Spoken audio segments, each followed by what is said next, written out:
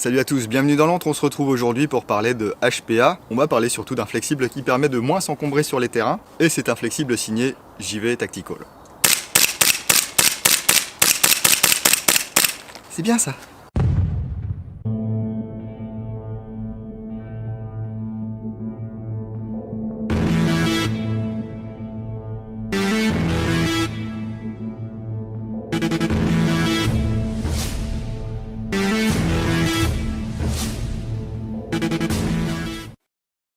Avant de commencer cette vidéo, j'aimerais remercier Vic chez JV Tactical Airsoft qui m'a envoyé ce kit pour que je puisse vous le présenter. Il s'agit du flexible HPA Low Profile Line Custom, ainsi que les différentes valves et adaptateurs Low Profile qu'il propose sur son site. Donc vous pouvez retrouver le lien dans la description de cette vidéo. Vic, c'est un joueur avant d'être un technicien et avant d'être un vendeur, et il est notamment utilisateur de HPA. Le HPA, si vous ne savez pas ce que c'est un système d'air à haute pression, stocké dans une bouteille comme ceci, avec un manomètre ici qui va faire varier la pression dans votre circuit d'air.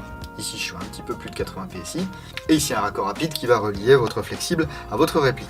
Vous avez plusieurs contenances de bouteilles d'air. Ici c'est une 0,2 litres qu'on peut gonfler jusqu'à 3000 PSI. Il y a de quoi faire une bonne journée au PA ou aux pompes avec ça. Et Vic s'est dit, moi j'en ai marre de jouer avec des gros raccords, de jouer avec des lignes aussi grosses que ça. Il y a déjà des lignes flexibles qui existent qui ont un plus petit diamètre, mais souvent elles sont trop rigides, trop courtes. Donc je vais faire mon truc, c'est HPA Low Profile Line Custom. Je vais vous montrer ça tout de suite.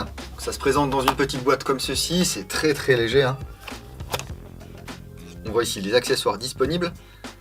Adaptateur 4 mm jusqu'à 1/8, mini quick disconnect, valve Marui, sécuteur Velites, WKJ-Works et HPA Grip Connect pour mettre ça sur une poignée d'AEG que vous avez transformé en réplique HPA.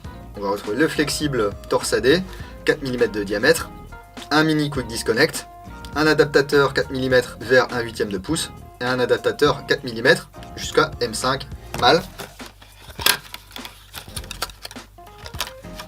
Hop là, et voilà la ligne. Donc ça les gars, ça pèse 30 grammes et ça peut encaisser jusqu'à 160 PSI. D'un côté ici, vous voyez le quick disconnect qu'on va brancher sur notre réplique, et de l'autre côté le raccord que l'on va brancher ici sur l'adaptateur 1/8. Ce que je vais faire tout de suite, élément indispensable pour l'étanchéité, la bande de téflon.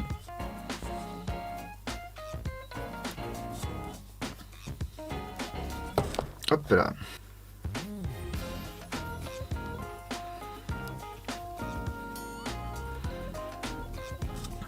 On visse, ensuite on va serrer ici avec une clé, et on va pouvoir se brancher maintenant sur la bouteille. Voilà. Donc là vous avez 1,50 m d'allonge avec ce flexible. Alors je sais, vous n'aimez pas les flexibles, moi je veux un truc droit et tout. L'avantage d'avoir un flexible comme ceci, déjà c'est 4 mm de diamètre, je vous l'ai dit. Ici on compare avec une ligne traditionnelle. Voilà, donc effectivement c'est une ligne qui n'est pas torsadée. Mais regardez au niveau longueur et tout, encombrement, il n'y a pas photo. N'hésitez pas à me dire du coup si vous préférez vous du droit ou du torsadé. Mais là niveau encombrement il n'y a pas photo. C'est une ligne qui est en polyuréthane, donc c'est souple. Voilà, c'est pas rigide du tout. Enfin oui, si c'est souple c'est pas rigide forcément. Mais je veux dire ça va pas entraver nos mouvements ni rien du tout. Seulement vous allez me dire, moi je suis déjà équipé en HPA et ici c'est pas du tout le même raccord. Effectivement ici ce sont des raccords low profile. Et donc Vic nous propose des valves low profile. Voilà, comme ceci. Il y a plusieurs modèles disponibles. Ici c'est une valve pour Tokyo Marui. Ça existe en édition black ou en édition Eco. Alors, je vous mets tous les prix à l'écran au fur et à mesure que cette vidéo est diffusée bien sûr. Alors vous les avez au détail ou vous les avez en lot. Ce sont des lots de 4 plus une gratuite. Donc là il y a les 4 payantes, la gratuite je l'ai déjà montée sur un chargeur. Ce sont des valves ici pour WKJ-Works. Ici une valve pour fusil à pompe type Sécutor. Et ici l'adaptateur pour mettre sur une poignée d'AEG. Vous allez brancher votre kit HPA de ce côté. Ensuite vous allez visser ce raccord sur votre poignée d'AEG. Et bien sûr ici une valve low profile. Ici j'ai monté une valve sur un chargeur WE. C'est un chargeur polymère, leur fameux chargeur IPC, là, entraînement ou je sais pas quoi, chargeur de Glock. Il a juste fallu que j'agrandisse le trou ici. Sinon la valve ne passait pas. Donc on l'agrandit et puis on le perce un petit peu en biais. Et puis ça se passe très bien, on visse, on met un peu de téflon. On branche notre chargeur bien sûr. Ici j'ai réglé la pression à peu près à 80 PSI.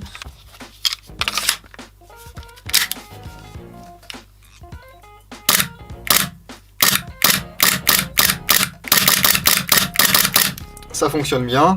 Vous passez ça au chronie, vous modifiez votre vélocité avec ici la pression en sortie de ligne. Vous avez besoin de changer de chargeur.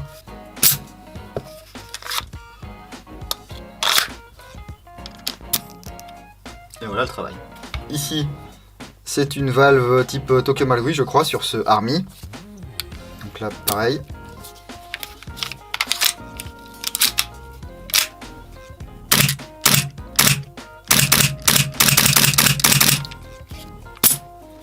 Et j'aimerais bien faire tourner mon HK45 avec ça. Donc j'ai retiré la valve. La valve Marui, qu'est-ce que j'en ai fait?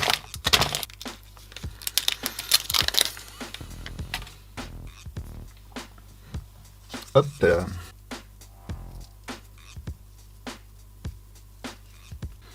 Et là, je n'ai besoin de rien modifier avec cette valve. C'est du 7 mm, hein, si vous avez une petite douille comme ceci, ça va plus vite. Serrez pas comme des fous. Voilà. Voyons voir si c'est étanche. Et surtout, si ça tire.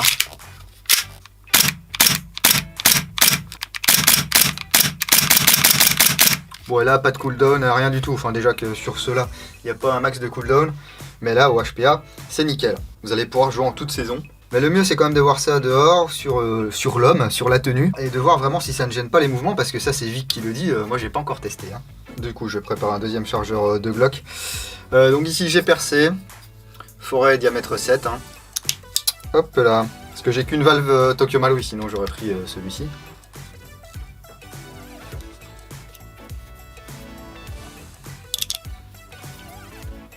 Vous pouvez serrer à la main aussi. Hein. Voilà. Faut juste que ça soit étanche. Allez, c'est parti, on va dehors. Bon, ça se réchauffe un petit peu là, il fait 3 degrés. Ça fait plaisir, un beau soleil. Mais bon, l'idée c'est pas de vous montrer que le HPA ça tient mieux le froid que le gaz ou le CO2. Ça on le sait tous. Mais surtout l'encombrement de ce système. Vous voyez ici, je l'ai sur mon PA.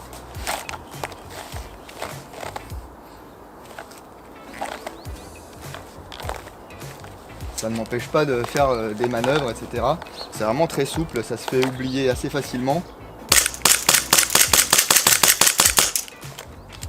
Et là, s'il faut que je change de chargeur, ça va pouvoir se faire assez rapidement.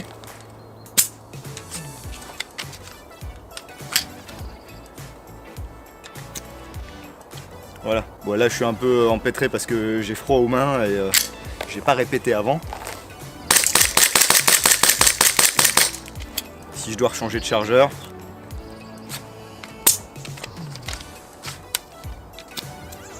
voilà, il suffit de s'entraîner un petit peu et ça passe tout seul. Hein. Je suis désolé, j'ai pas de réplique longue équipée en HPA pour vous montrer l'encombrement sur une réplique longue, mais c'est globalement la même chose. Je vous dis, ça se fait oublier très vite. Et du coup, si mon PA veut tomber de son holster ou si mon chargeur veut tomber de ma réplique, eh bien c'est aussi un système anti-perte. Tirez pas trop sur les raccords, ça reste assez fin hein, comme système. N'hésitez pas à me dire ce que vous en pensez, si vous êtes utilisateur de longue date ou pas de HPA. Après, ce qui peut se passer, c'est qu'on se prenne dans les branches ici. Mais ça, que ce soit avec une ligne droite ou une ligne torsadée, je pense que c'est un petit peu le même problème. Allez, on retourne à l'intérieur parce que là, ça caille un peu. Bon, vous voyez, c'est pas très encombrant, c'est plutôt flexible. Ça n'entrave pas les mouvements. Et puis au niveau diamètre, hein, je vous remontre au cas où vous preniez cette vidéo au hasard. Ça n'a rien à voir avec une ligne normale. Hein. 160 PSI maximum, 1,50 m d'allonge. La seule contrainte que je vois si vous êtes déjà équipé en HPA, ça va être de racheter des valves pour vos différentes répliques. Bon, si vous avez une réplique longue, ça va être une valve. Si vous avez un GBBR ou une réplique courte, il faudra acheter autant de valves que vous avez de chargeurs, bien sûr. Alors, je suis désolé, je peux pas être très pragmatique sur ce genre de produit parce que je ne joue pas en HPA. J'ai fait une partie en tout et pour tout en Polarstar il y a quelques années quand j'avais dû faire un article pour Red Hot Magazine. Moi, le HPA m'attirerait plus justement pour ce qui est GBBR, pour jouer tranquillement l'hiver si jamais vous rafalez un petit peu ou si vous tirez en semi-rapide. sur un snipe avec un système Minecraft par exemple. Mais bon, je suis pas fermé, hein, si vous avez regardé mes vidéos sur Polarstar. Moi, ce qui m'embête un petit peu, c'est le manque de sensation qu'il y a sur ces systèmes électropneumatiques. Mais je crois que maintenant, il y a des versions qui existent avec du recul. Vous avez également les M4 Tipman qui fonctionnent CO2 et HPA, mais HPA, on a vraiment la quintessence de cette réplique. Hein. C'est sympa aussi sur les fusils à pompe à gaz. Je pense que si j'avais pas les foies de tout péter, j'adapterais des valves comme ça sur mes réservoirs de KSG. C'est vrai que c'est peut-être plus facile sur un M870 ou sur tout ce qui est justement fusil sécouteur avec des tubes de crosse type M4, etc. où on va juste visser la valve ici, on se branche et puis c'est parti. Allez, j'arrête de blablater, vous avez eu le temps de vous faire votre idée sur ce kit JV Tactical. Encore une fois, n'hésitez pas à commenter, à me dire ce que vous en pensez. Alors je vois déjà les Tristus s'exciter et me dire « Mais il n'a rien inventé, hein, ça existe déjà ça !» Oui, ça existe, mais c'est pas les mêmes. Ils sont pas aussi souples et parfois ils sont un petit peu plus courts. Au niveau des raccords, effectivement, ça reste standard, ça existait déjà. Hein. Il n'a pas inventé ces types de raccords. Bref, comme d'habitude, l'idée c'est de vous présenter du matériel, pas de vous dire de l'acheter. Si ça peut vous convenir, sautez le pas. N'hésitez pas non plus à passer par le formulaire de contact hein, sur JV Tactical. Enfin, est-ce qu'il y a vraiment un formulaire de contact? Je ne sais pas. Enfin bref, vous pouvez le contacter, il y a ses coordonnées. Il saura vous conseiller sur votre éventuel achat de matériel. Une dernière chose, avant de remercier une nouvelle fois Vic, je voulais préciser que sa démarche c'est dans un premier temps de privilégier les fournisseurs basés en France. S'il ne trouve pas ou que c'est vraiment trop cher, ben, il essaie de voir si ça se fait en Europe. Et pour certaines choses, si vraiment il trouve pas ce qu'il veut en France et en Europe, eh bien il va passer par le grand grenier, le grand fourre-tout qui est l'Asie hein, pour proposer ses produits. Voilà, donc merci encore une fois à Vic pour m'avoir envoyé ce matériel. Moi, ça m'a permis de découvrir tout ça. Alors, c'est un psychopathe, hein. Tout le matos que je vous ai montré, bouteilles y compris, c'est lui qui me les a envoyés. Il m'a même envoyé la réplique. Parce qu'on s'est mal compris. Il m'a dit, tu veux tester du HPA? Je dis, ouais, mais moi, j'ai pas de réplique HPA. Et il m'a envoyé une réplique comme ça avec une valve. J'aurais très bien pu utiliser mes répliques comme je l'ai fait là. Donc, je verrai avec lui. Si ça se trouve, je vous ferai une petite review du Darkstorm ici de chez Army. Et puis ensuite, je lui renverrai. Parce que contrairement à ce qu'on a pu lire dernièrement sur France Airsoft, je ne suis pas qu'un gratte-matos. Si vous ne voulez rien rater de ce qui se passe dans l'antre, vous pouvez aller sur le site www.l'antredudingo.com, la page Facebook également, Instagram pour les photos. Si vous allez jouer ce week-end, n'oubliez pas de jouer sérieusement mais sans vous prendre au sérieux. Et moi je vous dis à bientôt dans l'antre du dingo. Bise. Bon en fait j'en ai une de réplique longue, hein. Je vous ai dit n'importe quoi. Ah là là.